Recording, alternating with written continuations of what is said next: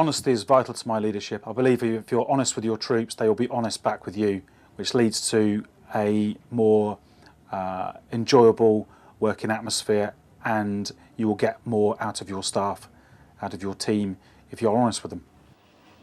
We do quite a lot of personal training in the business, and there has been occasions where the clients haven't been happy, so straight away I've nipped it in the bud, gone to the trainer in question and said, you know, we need to up the level of training and make it a little bit harder, and straight away headed off any problems at all, retained client, and the client actually is still doing personal training, which is a great source of income for the gym.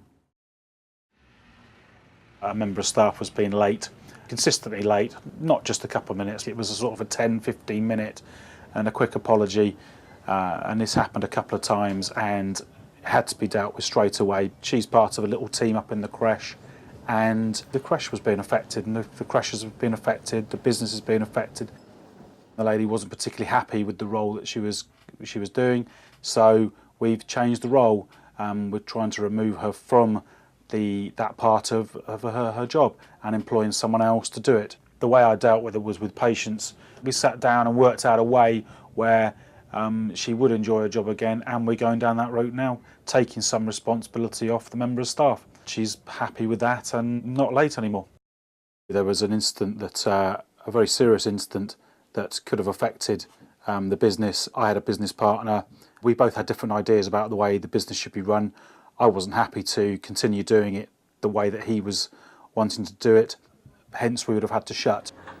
Okay, and we're going to go for 12 reps. Just popping on the weight. You can't tell your staff that the business is threatened on closing. They'll all go off and start looking for other jobs, so you have to keep it secret. Every day for 2 months I came into work and had to smile, had to be happy, had to carry on your duties, talk to all your members and not let on that anything's wrong.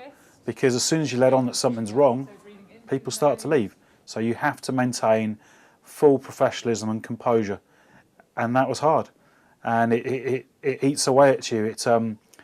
You lose your appetite, you lose your sex drive, you lose everything. You don't sleep, and you have to come in and pretend that everything's all right. It's really, really hard and lonely. However, when it was all sorted out and I decided to take it forward and go on with the business, I told them exactly how close we'd come to shutting and was honest with them totally. Good, well done. Steve can get the best out of anyone. I truly believe that even the most resistant of people, he can get the best.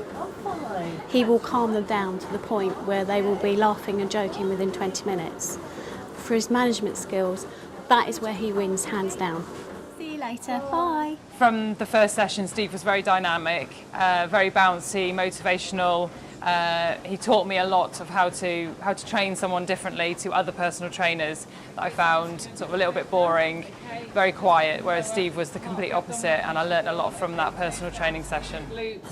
Okay, you're going to come up, turning the thumbs up, and then going back down.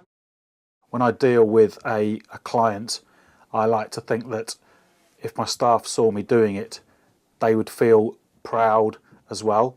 I feel proud when my staff deal with a member the way they do, and I think, wow, that's really good, and I'm really pleased about that.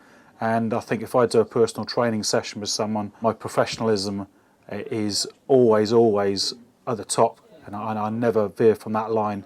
And that's one of my strongest points, is actually behaving in a manner that is professional at all times.